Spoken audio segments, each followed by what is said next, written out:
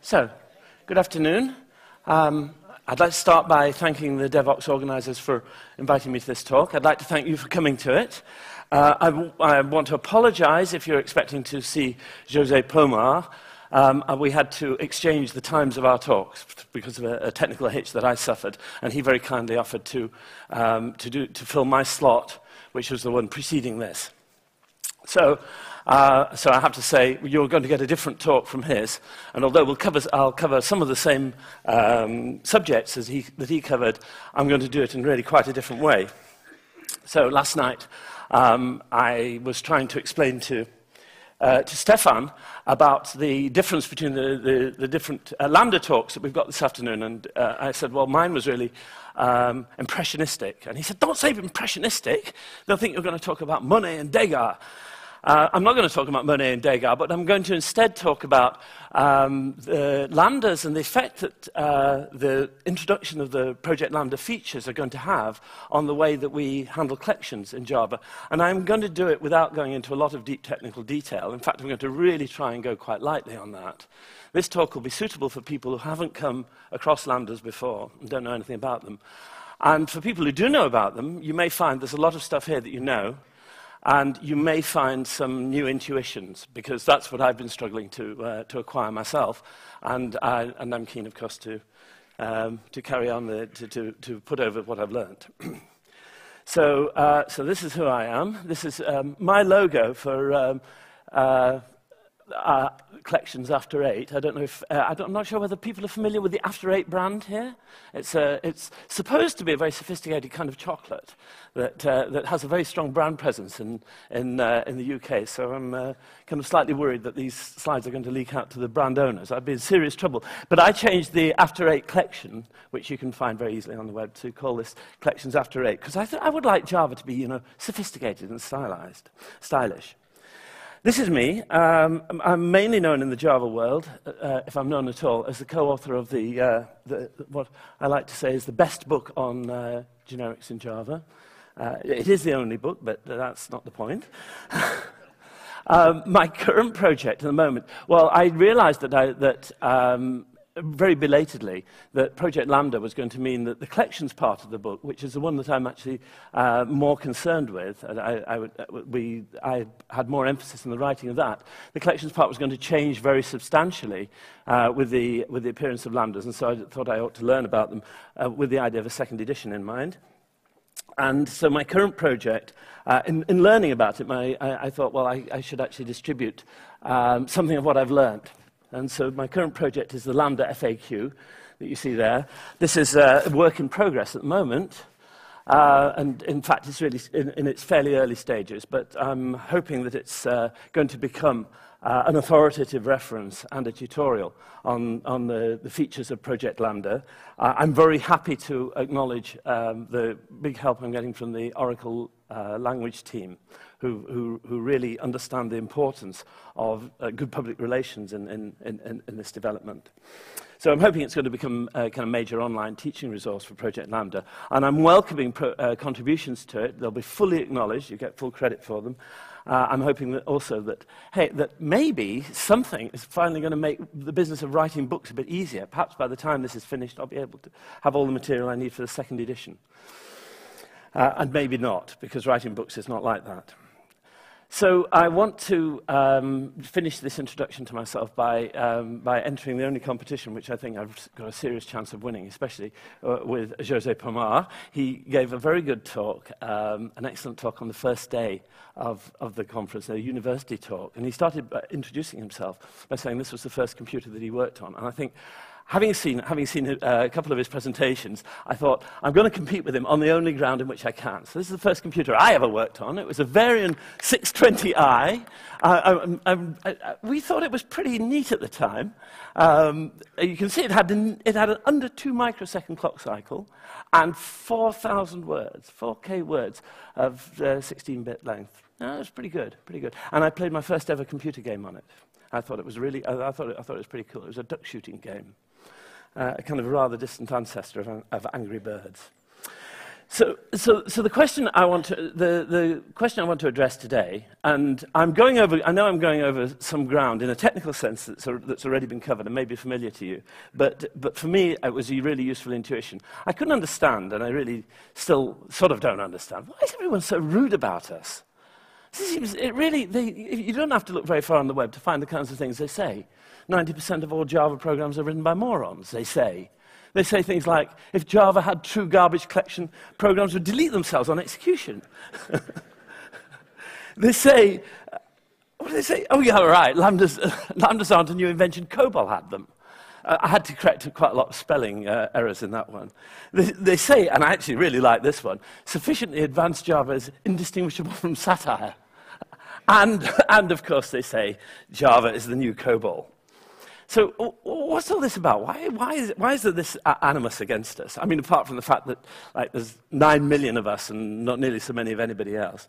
And thinking about this, in order not to protect the innocent but to incriminate the guilty, I thought, well, maybe it's because we write code like I write. So this code is taken from a personal project of mine a little while back, and I'm just going to use this as a running example during the talk. The idea of it's quite simple, although it's extracted from a big code base. And the basic entity I'm going to be dealing with here is something called a plan, which is like an episode. It's a personal planner, so this is an episode of work. I'm planning to spend an hour on my DevOps presentation on Thursday, and then another hour on Friday. So those will be 2 different plans. They'll each of them have a duration, and they will each of them belong to the same task. And that's all that you need to know about the example, really. In this piece of code here, what I'm doing is I'm going to iterate over a list of plans, and I'm going to attempt to find, I'm going to call the check plan method on each one of them in turn. And if any one of them returns a plan from that, that will be these plans that I'm checking all have deadlines attached to them. And the idea is that the check plan method will find whether any of them are impossible to fit into the schedule in time for the deadline. And so if one of those, if that happens, then the plan that caused the problem will be returned here. So I'm just iterating over a list of these plans, calling check plan on each of them. I'm getting back and if I get back a problem plan, that's what I'm going to return. I'll return the first one I find, and if I don't, I'll return null. Okay, so that rather simple idea seemed to me like when I wrote it. It's not a kind of fantastically wonderful piece of code, but it certainly fits the rules that I learned when I was young. So, what's the problem about it? Well, wouldn't it be cool? And this is why maybe this is why they're getting at us. Wouldn't it be cool if instead of writing all that, which is kind of cluttered and all this, we could instead write this? This is the version with the lambdas, obviously. And the idea here is difficult to read when you first come across it. I certainly found it so. But once you get into the way of it, it's more a functional style. There's nothing really very hard about it at all. I'm taking my list of plans. I'm putting them into a stream. I'll say more about streams later. I'm mapping each one of them to the result of calling check plan on it.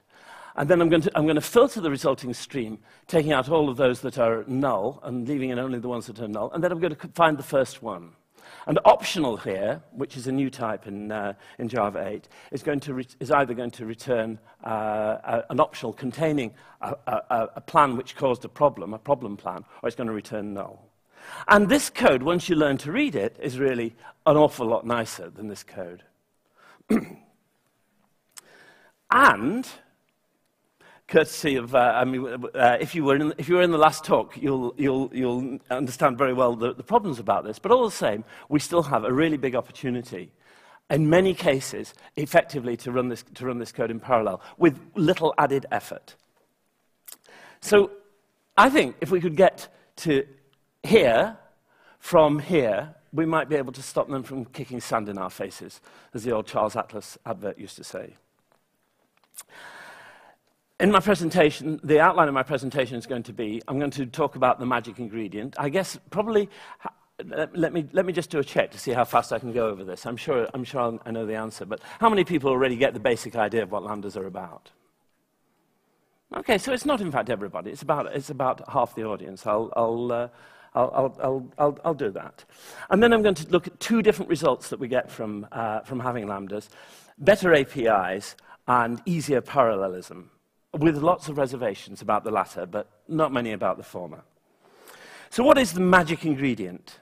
The magic ingredient has a kind of quite a magic sound to it. We're going to take values to a higher order. So this is how functional programmers talk. I'm not going to talk much like functional programmers today, but I thought I'd put that in.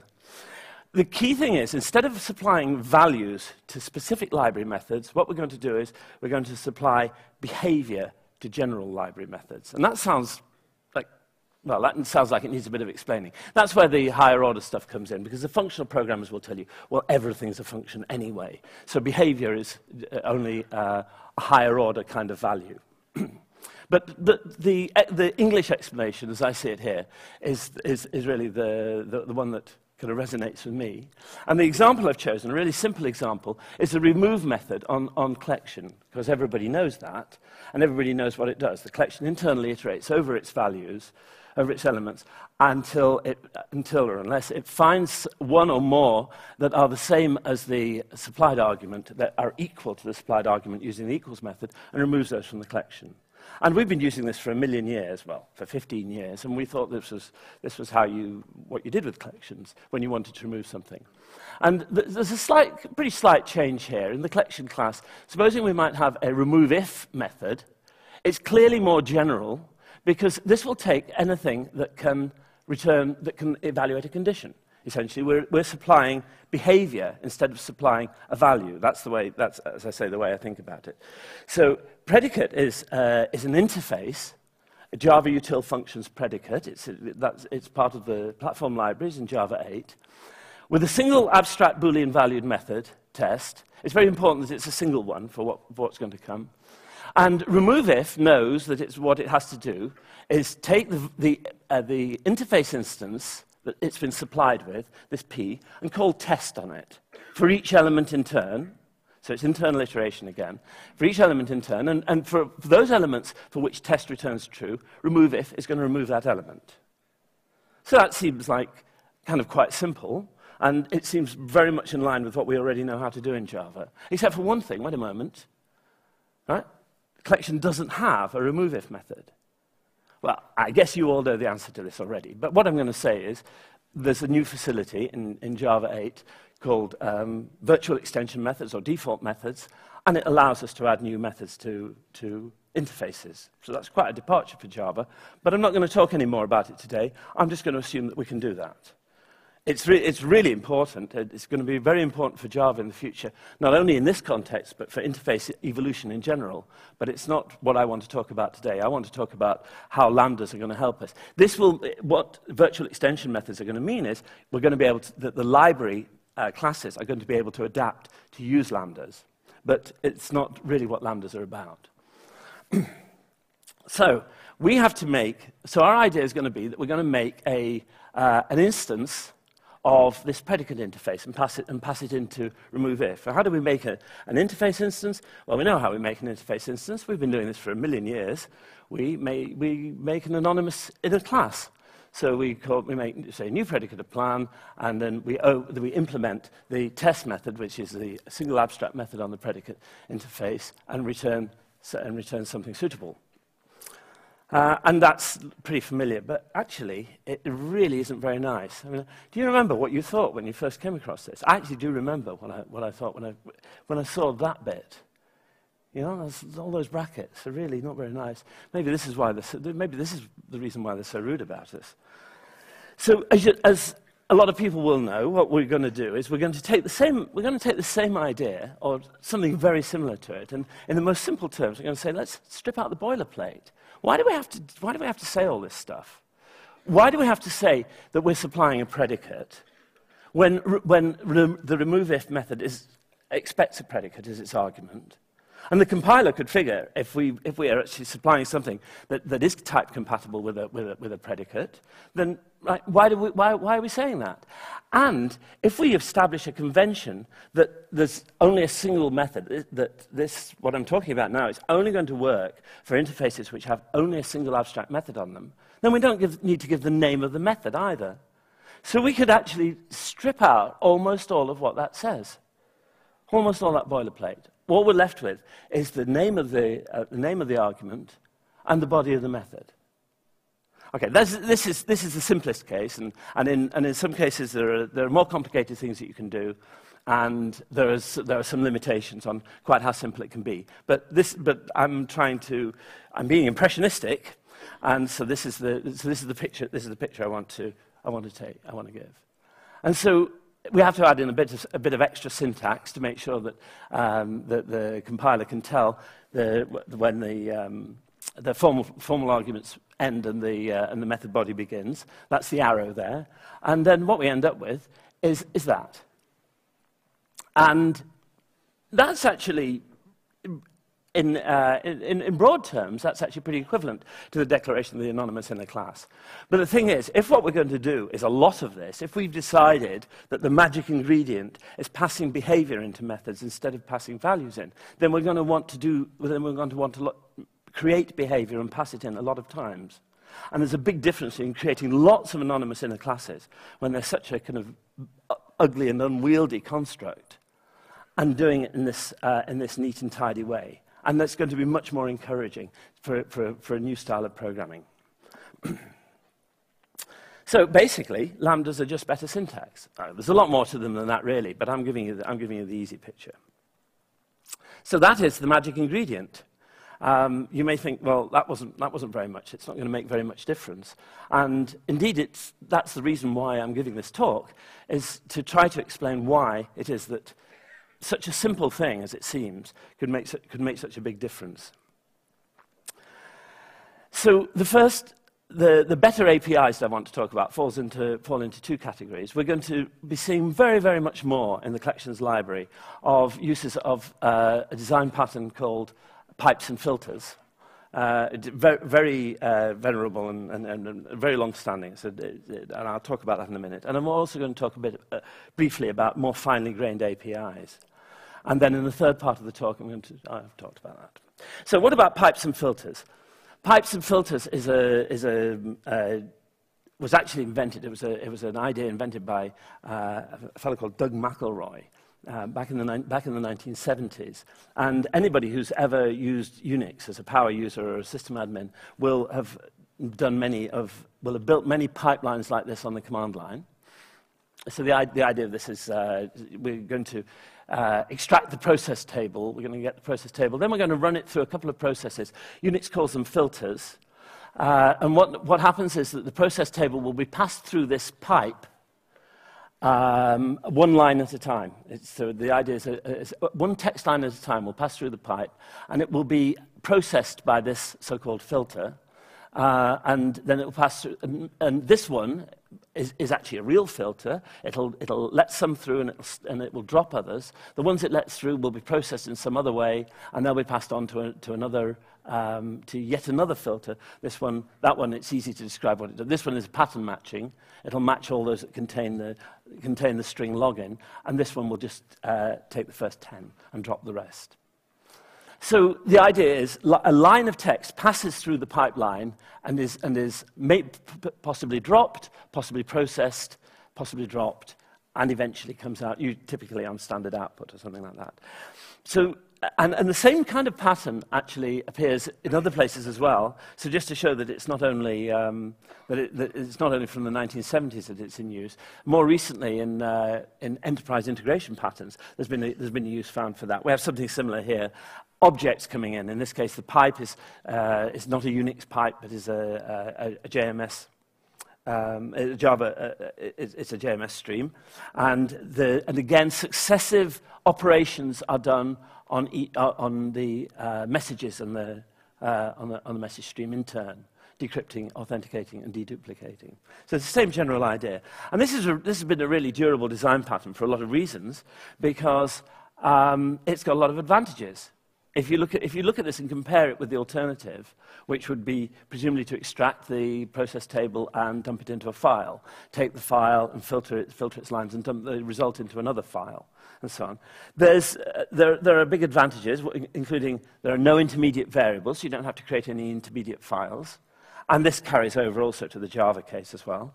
There's either less or no intermediate storage, because each operation doesn't have to store its result. It can simply pass them on line by line to the next process. The lazy evaluation, which I'll be talking about more, often gives you big efficiencies. And what's arisen out of it is flexible tool building philosophy. It's often called the Unix philosophy. Write programs that do one thing well and write programs to work together. So this is like, Unix people recite this in terms of awe and reverence, because this is the prime commandment. But it's quite a nice idea, actually. I mean, it goes along with the principles of it goes along with a lot of the principles that we've learned about divide and conquer in programming problems. But it's also a good software engineering principle. We don't get huge, unwieldy, and monolithic constructs. Instead, we're going to get nice, neat, small programs. In fact, if we look at how pipes and filters are going to be implemented in the collection classes as a result of having these, mainly as a result of having these lambdas, we'll see that the pattern really carries over, and the advantages come over to us pretty well too. So what does the code I showed you before, my improved code, look like if we're thinking about pipes and filters? There's a source, and there's a bunch of, as you can see, a bunch of intermediate op, which take the place of those Unix processes, and there's a terminal op, which is going to be the end of the story. And we can map on the elements of each of these of the pipeline onto these components.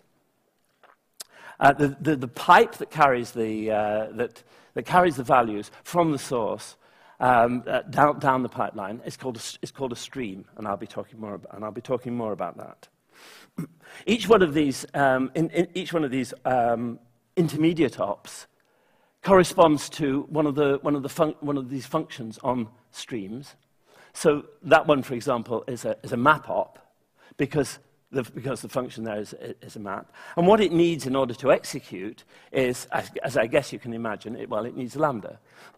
So the mapping of P to check plan here is the one which mapop actually implements, and it takes its value and it operates on it with that lambda that we supplied it with. And that one is an instance of an interface called mapper, Java util functions mapper. and mapper takes But that's the name of the interface, and it takes two types: the type that's mapping from and the type that it's mapping to. So, and the same kind of thing for the filter, obviously, and in this case it's an instance of predicate, and a predicate, which I showed you earlier, is an interface parameterized on one type with the method test that we saw before.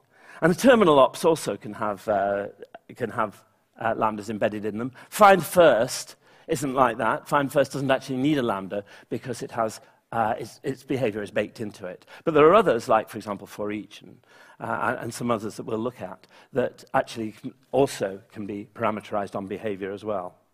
So if you test what we've achieved here, or the way that we've done this with the Unix prime directives, then you see actually the idea that we should be writing programs that do one thing well, small programs that do one thing and do it well, are pretty well it's pretty well borne out here. A mapper has just the one job. All it has to do is map a T to an R. And a predicate has just one job. All it's got to do is just test a T and return a Boolean.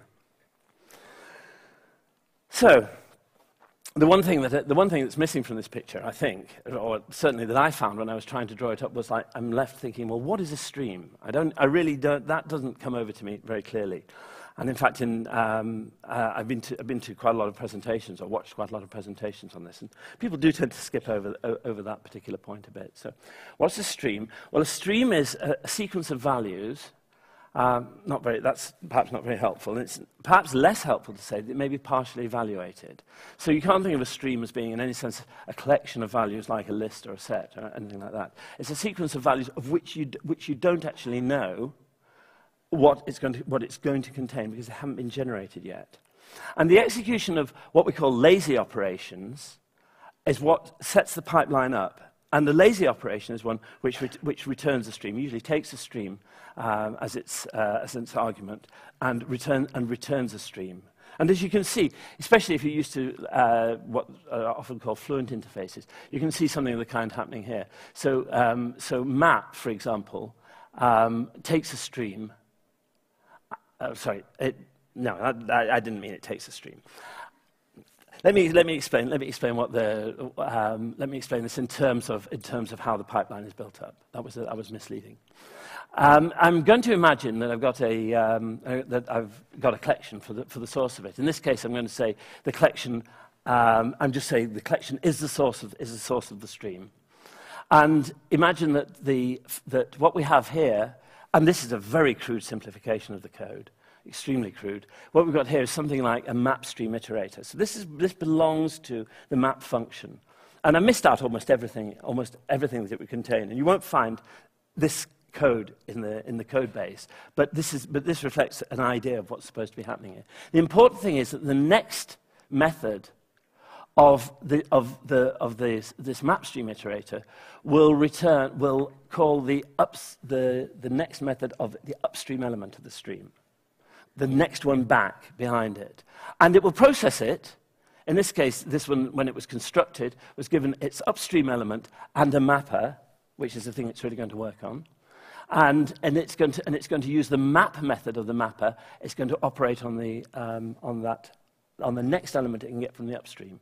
But you'll notice that this is an iterator, and iterators are actually a very good example of lazy evaluation. When you create an iterator, no processing necessarily takes place. It doesn't start until the next method of the iterator has next and the next method of the iterator are called.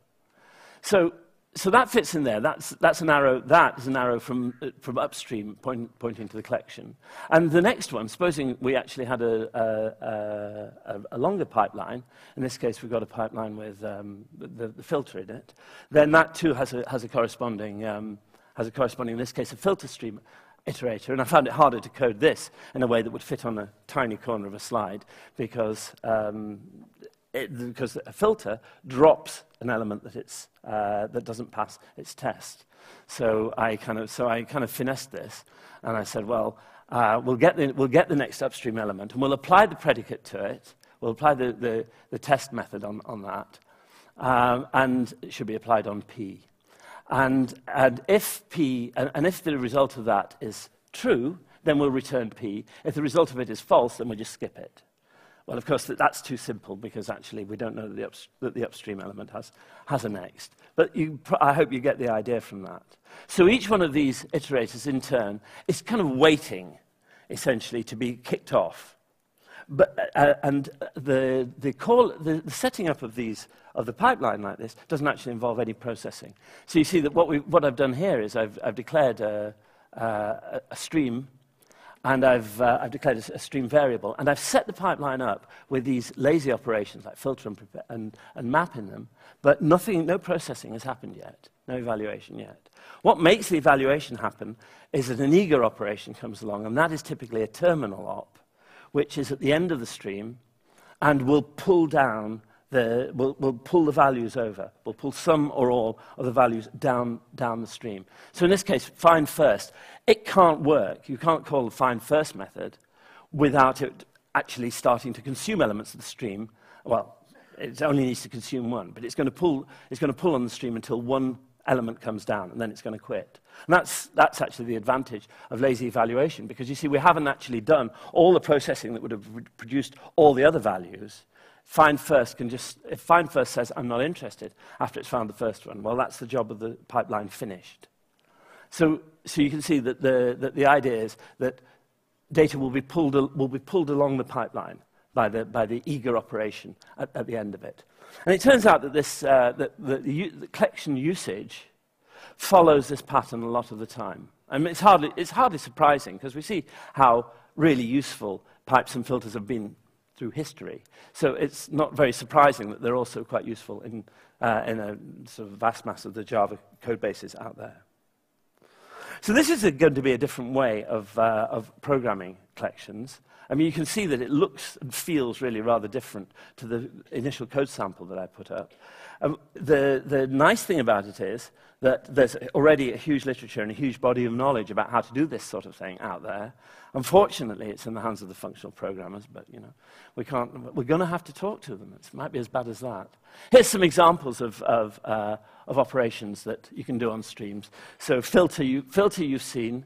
The idea is get the plans longer than 15 minutes, and we can simply supply a predicate, say, is this longer than 15 minutes, and that will be what will pass.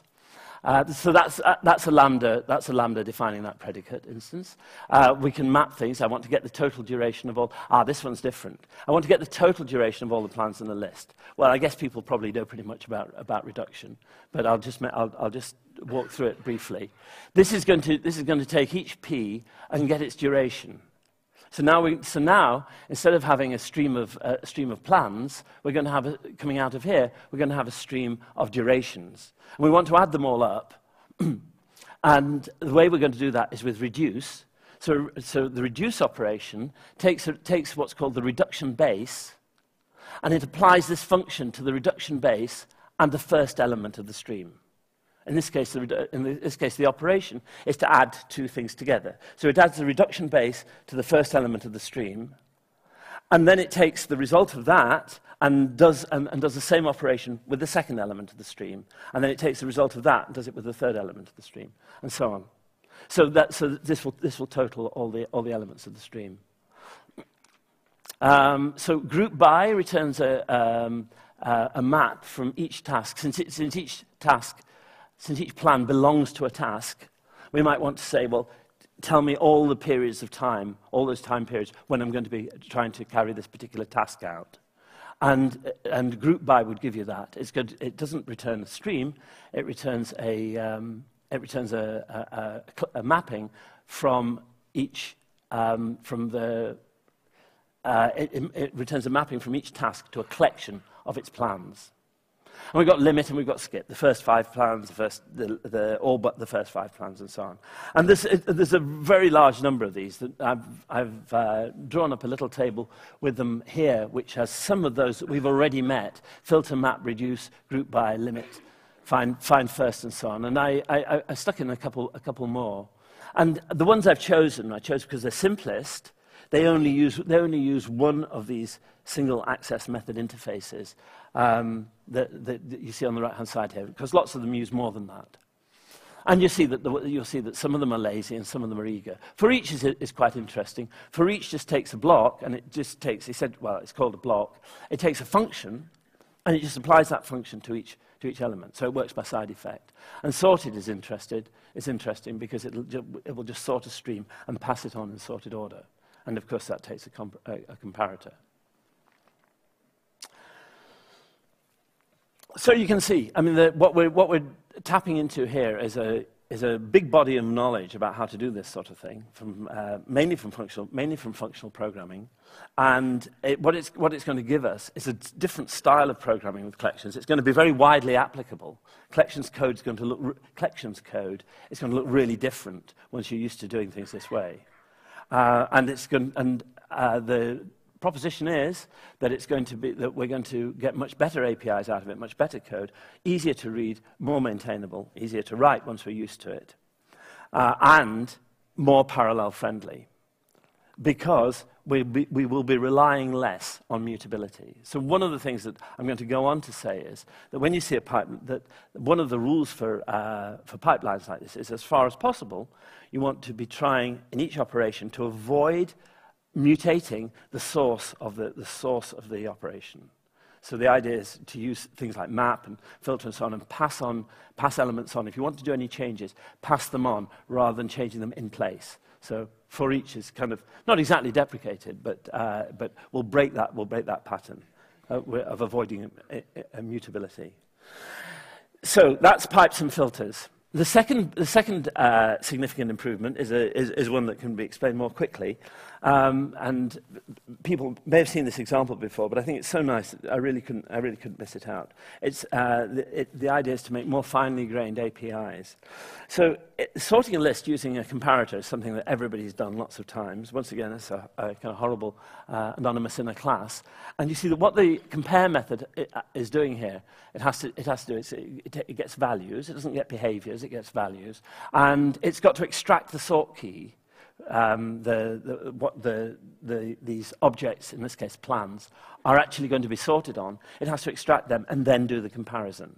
So this is quite a coarse-grained method, and it actually means that there's too much work going on in it. And we'll see that we'll see quite briefly that if you actually change this, so that instead of supplying just the object and leaving the compare method to have to do everything itself, if instead we actually tell it how to extract the sort key, we find we get a much nicer API out of it. So if we had a method that would, if we were prepared to think in terms of, instead of methods that accept and return values, we were prepared to think in terms of methods accepting and returning behaviors, then we could imagine a method that would take comparing, and it's and that method is there in the comparators class in JDK8. Then it would take a behavior, essentially a behavior. We know what a mapper is. It's a way of, in this case, it's going to be something that will take an object and extract the sort key from it, return the sort key. And the comparing method will take that, and then it will return a comparator. So there's nothing here that we couldn't have done before, but it really looks quite a lot nicer to say, to define custom comparators by saying comparators.comparing, and then to actually isolate what sort key we want to use here, rather than having to have that big lump of code which extracted the sort key and then compared them. And this makes it actually much easier to compose methods together, which again is a kind of functional idea of doing things.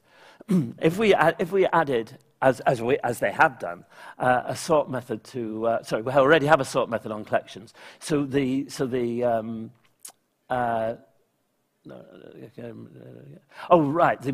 now have a new compose method on comparators. So by task is a comparator, and you can compose it with another comparator.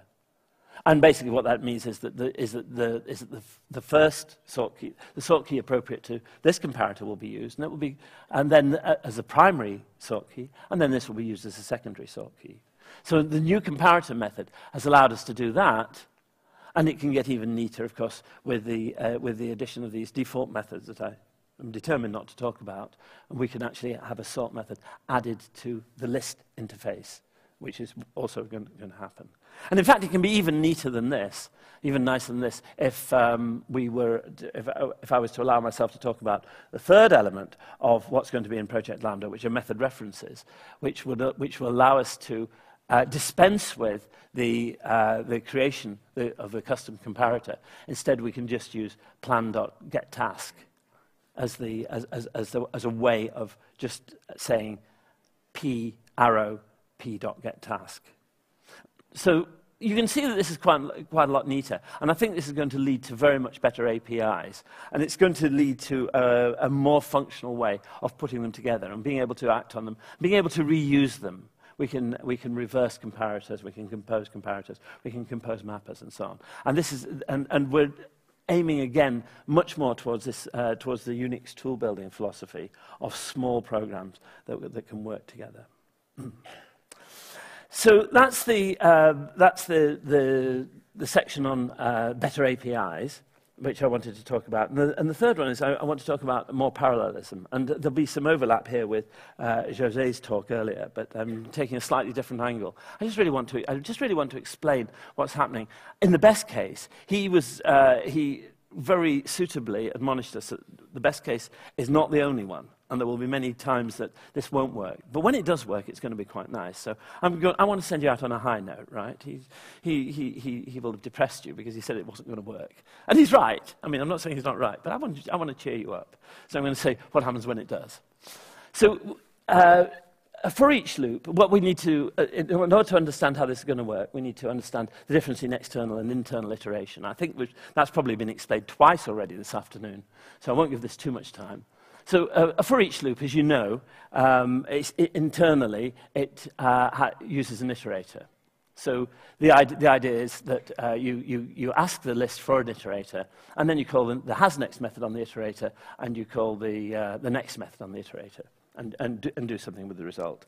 And we've I think we've probably rehearsed quite extensively the disadvantages of doing things this way. The client has to control the iteration, and there's quite a complex interchange of behaviors. You've got to go backwards and forwards with this hasNext and next business, and it's quite hard work. It's very hard work if you have to write it, but that's not really the point. Even to use it is quite hard work.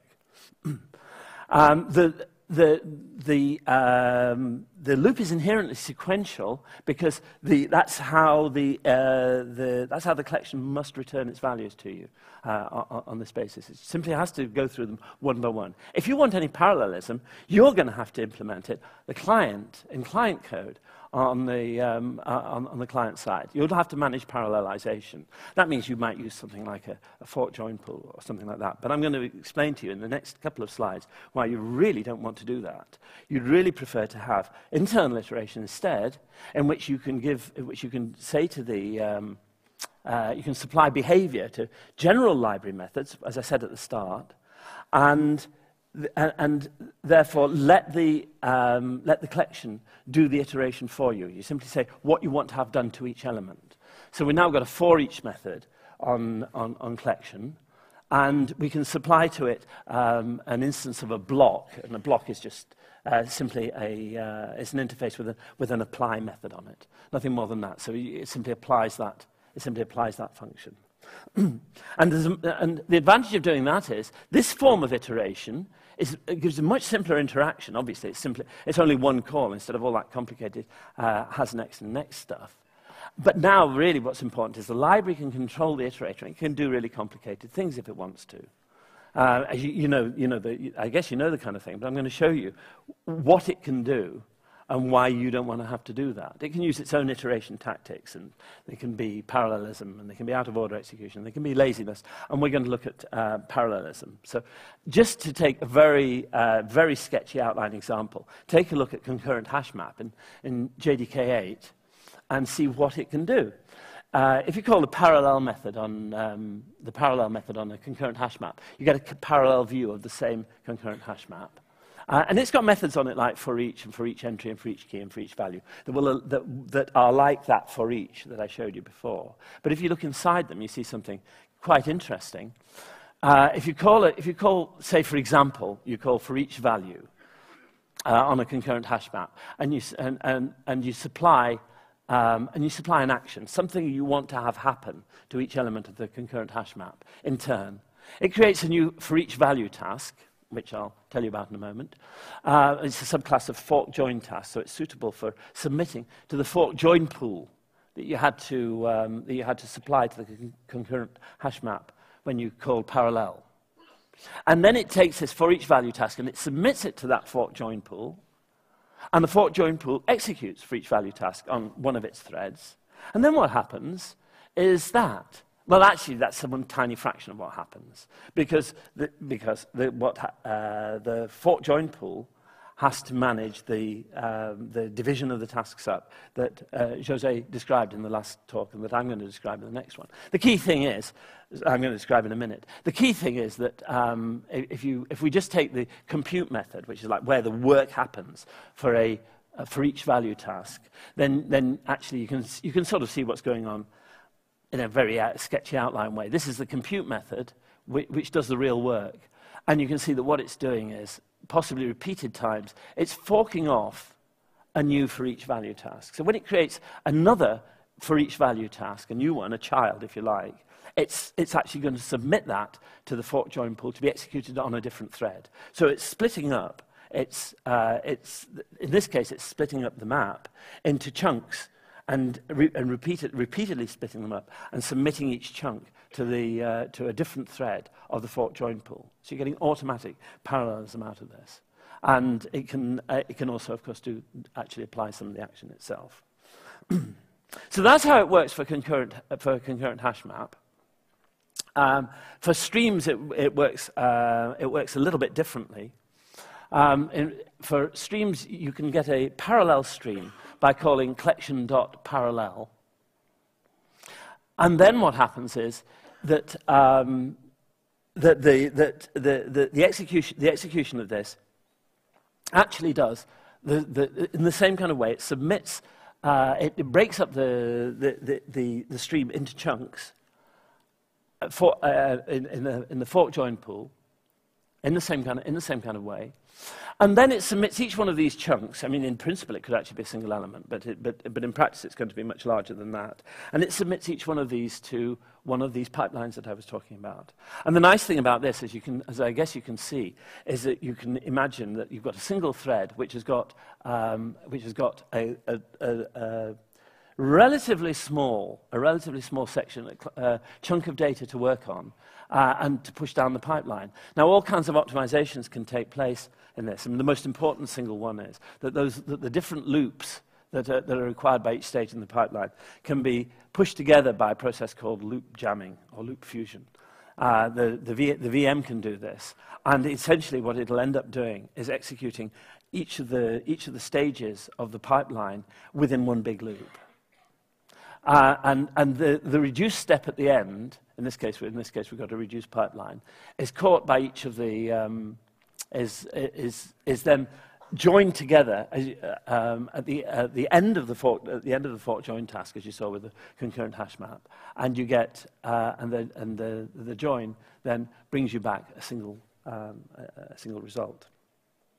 So the mantra that they are pushing for this is that parallelism should be explicit but unobtrusive. So you have to ask for it, but then if it works, and it's by no means guaranteed that it will work, as we know, but if it does work, then it will work without you having to do anything very much more. It doesn't really let you off the necessity of understanding what's going on. So understanding this, an explanation like this or a better one, is really important. But if it does work for you, it's going to be very, very kind of lightweight parallelism to get. So you can certainly see from this why the prime directive is to avoid is for each one of these pipelines to avoid writing data into their source, because the source may well be being used by other pipelines in the tree.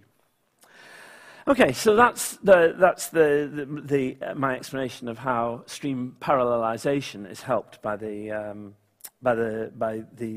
new APIs, and particularly by having lambdas. The whole thing fits together. In my opinion, I think the Oracle language team have done a really nice job in introducing a pretty good version of closures into a language that really wasn't adapted for them without breaking backward compatibility. So I'm very impressed indeed with the work that's going on.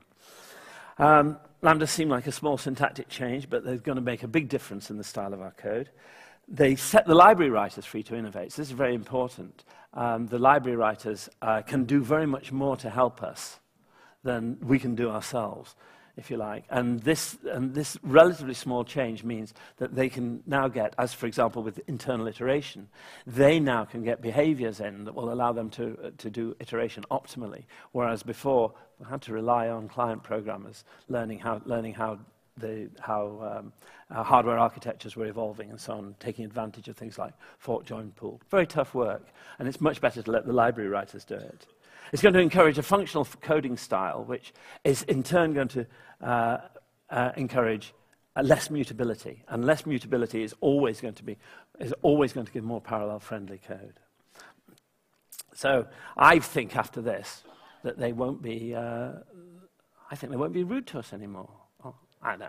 No, maybe there will be root twists, but I think we can say, well, you know, this is a language which is not standing still, a language that's that really does have some style. It's kind of quite sophisticated, which is the idea of my logo there.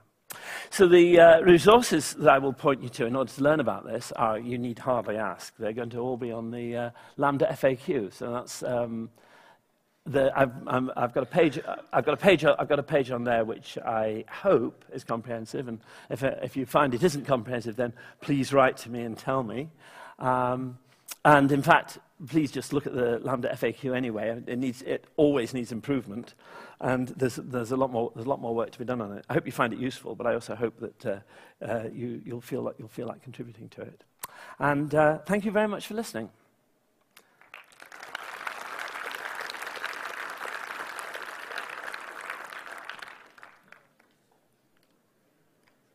Minutes left. Mm-hmm.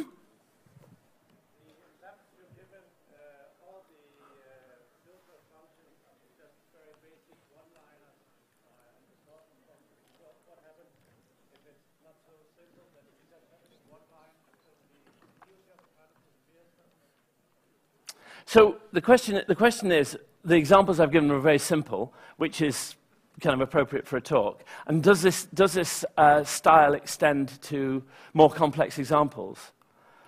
I think that it's been found in, basically, as I would say, not only in the functional programming world, but also in the world of many non-functional languages, but languages that contain functional elements. And obviously, Scala and Ruby and so on are good examples. I think this has been found to be a useful style on a larger scale as well. We don't, I wouldn't suggest, and I don't think it's reasonable to suggest that Java should become Scala. And that we should all go over, or actually Java should become Haskell, and we should all go over to writing functional programs. So that would be the wrong conclusion to draw from this. But the infusion of some functional style, I think is bound to be an improvement. We're not entirely dependent on it. If for larger examples we find it doesn't work, well, that's not the end of the world. But I think we will grow into it, and I think we'll find it does.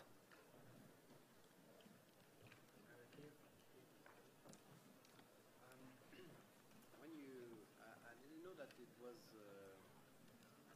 immutable like that. And when you manage immutable collection, you normally use different implementation than when you're using normal collection, like in place connection.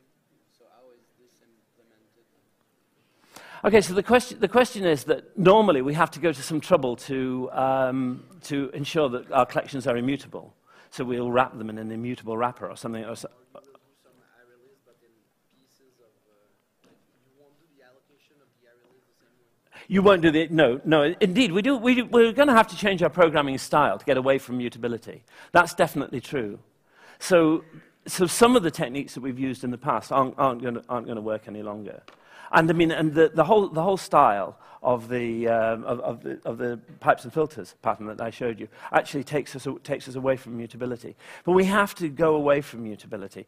I went to a talk recently, a panel discussion with luminaries from the functional programming world, and these were the guys that invented Haskell. And were big in the functional programming world for like 20 years, 30 years, this kind of thing. And they've been waiting all of this time for their moment to arrive. And I've never seen such a set of happy people. They think their moment has arrived. They think their moment has arrived because they think that multicore, the need to manage concurrency on a large scale, is actually going to mean that languages that have shared mutable state are simply not going to be able to compete with functional languages. And they really think their time has come. We are going to have to adapt, I think, quite considerably. We're just going to have to accept that actually managing immutability, thinking more in terms of transformation of immutable data structures, is going to become more normal for us.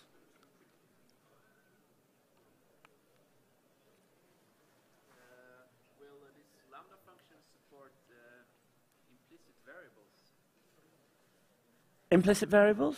Yeah, like in Scala, you have this underscore. You don't have to specify. So in your example, you specify like P and then dash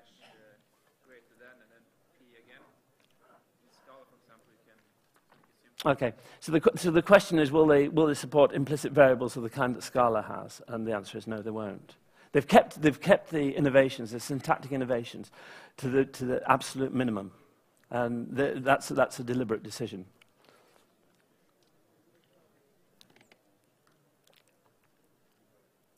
Okay, no other questions.